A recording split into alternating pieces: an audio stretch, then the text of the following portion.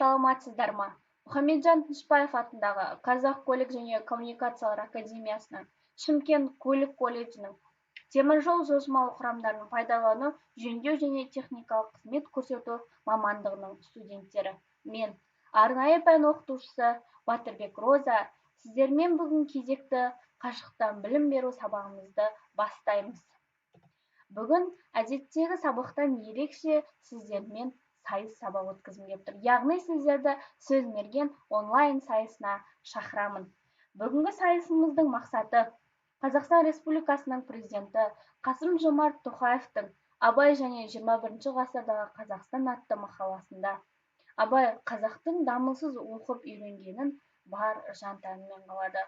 Ғылым таппай мақтанба деп білімді игермейінше биіктердің бағына қоймайтынын айтты.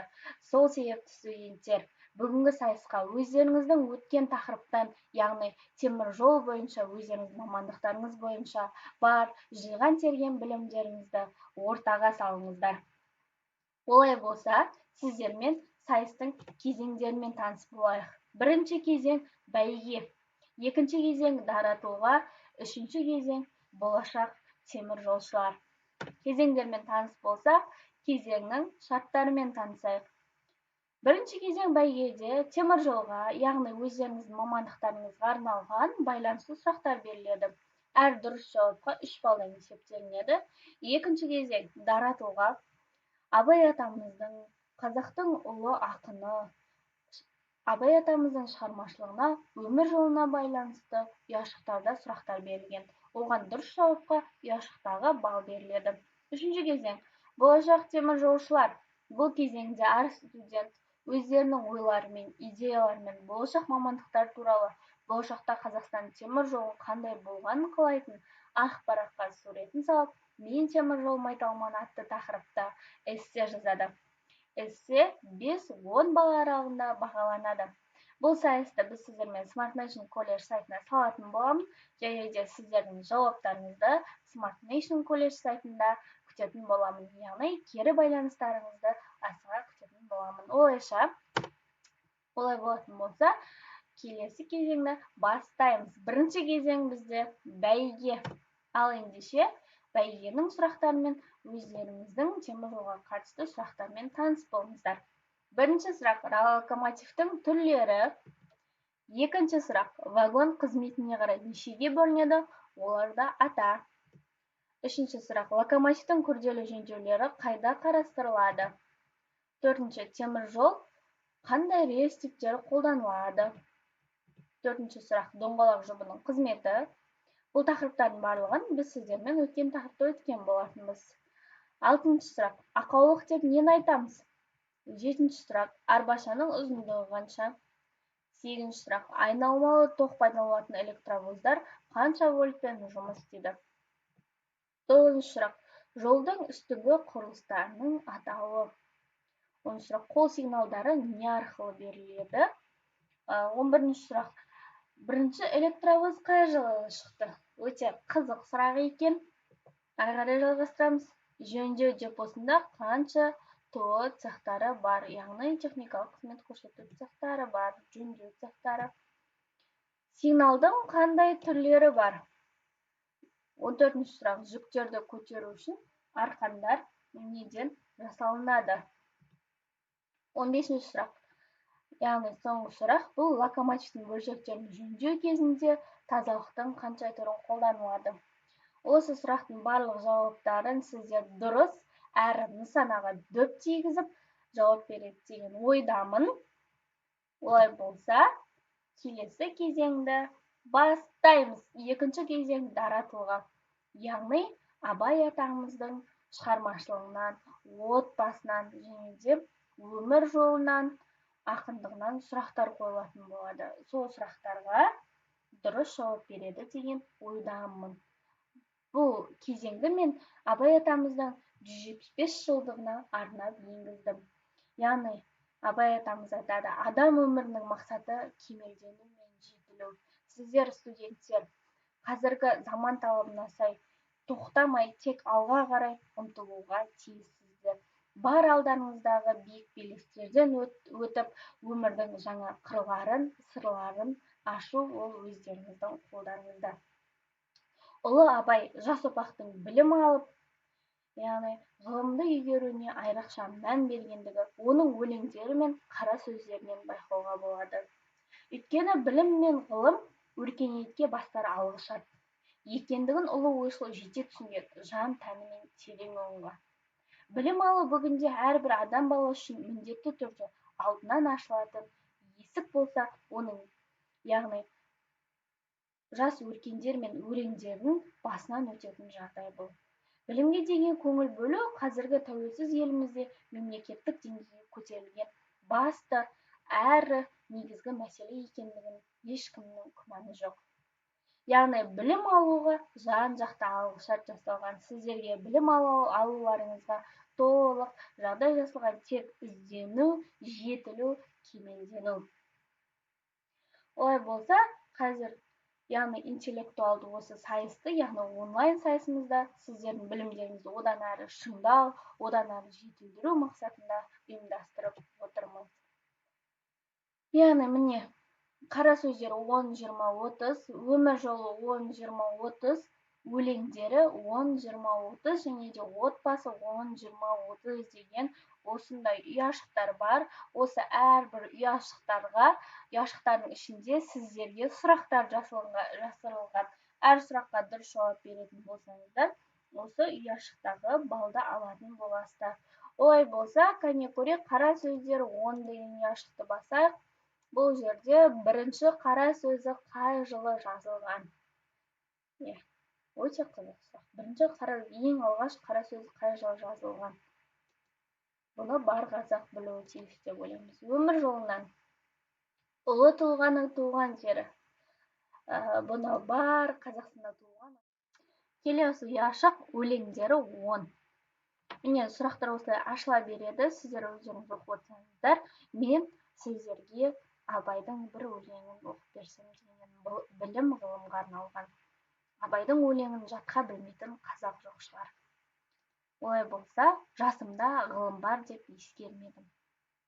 Жасымда ғылым бар деп ескермедім. Пайдасын көре тұра тексермедім. Ер жеткен соң түспеді уысыма, қолымды мезгіліне кеш сермедім.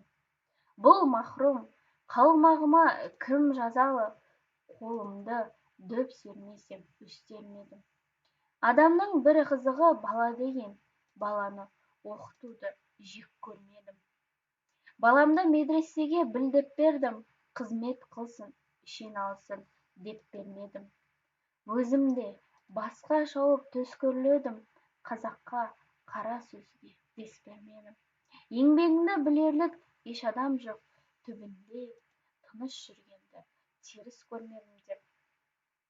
Абай өзінің жасымда ғылым бар деп ескермедім өлеңін кішкене мәлімет айтсам, бұл 1885 жылы жазған өлең екен. Өлеңнің басты идеясына мән беретін болсақ, өлең басты идеясы ол ғылымға, білімге үндеу жастарды. Ақын ел ағасы ретінде жастарға оқып, білім алыңдар деген құрғақ үгіт насихат айтпайды. Ол жасыңда ғылым қажет екенін ескермей, ер жеткен соң қолын кеш сермеп, оны махрұм қалған өз басының айықпас қасіреті ретінде өкінішті сыр етіп шертеді. Бірақ бұл жерде Абайдың өзегін өртеп отырған қатардан қалмай сауат ашу емес, өз замандастарының оқуының да көбірек, білімің де жоғарырақ екенін ақын жақсы білетін. Яғни біз Абайдың білімінің өте жоғары екенін жақсы білеміз. Бұл бірақ сол замандағы білімге көңілі толмайтындығын айтады. Оның аңсайтыны нағыз зерделі де терең ғылым жолы. Өзі мейірі қанып сусындай алмаған шағыс ғұламаларының еңбектері, кештеу болса да дәмін тартып қалған орыс батыс классиктерінің шығармалары қазақ елінен гөрі дамудың неғұрлым жоғары сатысында тұрған елдердің ғылымы. Мен оған қол жеткізуден кеттім. Ендігі кезек сендердікі дейді жас ұрпаққа, яғни құрметті студенттер, сіздерге. Осы тұста ақын нағыз кемеңгерлік танытып, өмір кілті саналатын сол білім ғылымның бағдарламалық бағытын, оқитын жастардың алдындағы мақсат міндетін анықтап берді. Ол өз оқумен-ақ өзім де басқаша боп түс көрледім, қазақта қара сөзге дес бермедім. Ендеше балаларымды үлкен қалаларды оқығандығы ойым не деген сұраққа айтар жауабы: баламды медресеге білдеп бердім, шен алсын, шекпен алсын деп бермедім деген жолдар арқылы білімді адамның борышы, яғни шен, шекпен емес, туған халқына, өзінің отанына қызмет ету деген үлкен ордалы ой тастадық. Сөйтіп өз басының кемшілігін орны толмас өкінішін әлеуметтік деңгейге көтеріп, саналы ұрпаққа сара жол сілтеді.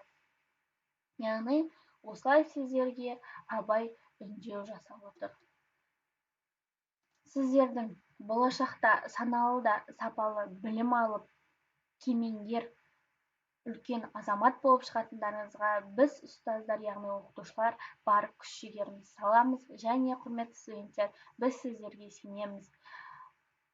Олай болса, келесі кезеңге көшетін болсақ, бізде келесі кезең, яғни соңғы кезең, үшінші кезең, бұл болашақ темір жолшылар.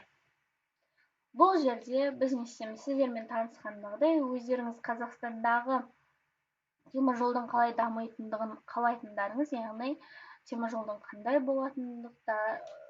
болғанын көргілеріңіз келетін, сіздер қаламдарыңызбен, қаламсаптарыңызбен ақ параққа түсіру және де мен теміржол майталманы деген тақырыпта эссе жазу 10 балға дейін бағаланатын болады. Олай болса, құрметті студенттер, сіздерден осы жауаптың барлығын нысанаға дөп тигізіп, яғни сөздің майын тамызып, сұрақты дұрыс жауап береді деген ойдамын. Бүгінгі сайыстың тақырыбында сөз мерген деп қойдым. Сіздердің дұрыс жауап берулеріңізге септігін тигізер деген ойдамын. Олай болатын болса, бүгінгі сайысымызды қорытындылап айтатын болсақ, тәрбиесіз берілген білім адамзаттың қас жауы. Яғни сіздермен біз абаймен осы теміржолды байланыстырып отырғандағы ең алғашқы мәселе ол сіздерге абайдың салып кеткен сара жолымен, айқындап кеткен білім ғылыммен байланыстырып, келешекте болашақта үлкен азамат болады деген сеніммен осы абаймен байланыстырып отырмыз. Олай болса, осы тәрбиесіз берілген білім адамзаттың қас жауы демекші, шәкірттермен абай салып кеткен дара жолмен байланыстырып, үлгілі тәрбие мен заман талабы ағымына сай қалыптасуына ықпал ету, және де бүгінгі студент ертеңгі ел азаматы деп сенеміз. Тәуелсіз еліміздің болашақта гүлденуіне және де бұдан да үлкен жетістіктерге жетуіне, басқа елдермен, алпауыт мемлекеттермен терезесін тең ететін ол сіздер, қазіргі жастар, яғни студенттер. Сіздерден біздің үмітіміз өте көп, үмітімізді ақтайды деп сенеміз. Болашақта теміржолдың майталмандары болатындарыңызға біздің ешқандай да күмәніміз жоқ. Осы білім ғылымды көкейлеріңізге зерделеп, тәрбиемен білім алып, өздеріңіздің саналы да сапалы ұрпақ болып шығатындарыңызға біз кәміл сенеміз. Олай болса, құрметті оқытушылар мен студенттер, назарларыңызға үлкен рахмет. Жетістіктерге жете беріңіздер, биік белестерден көріне беріңіздер. Мақсатқа жету жолында еш уақытта да қанаттарыңыз талмасын, білім мен ғылымның шыңына жетеді деген сенімдеміз сіздерді. Қош, сау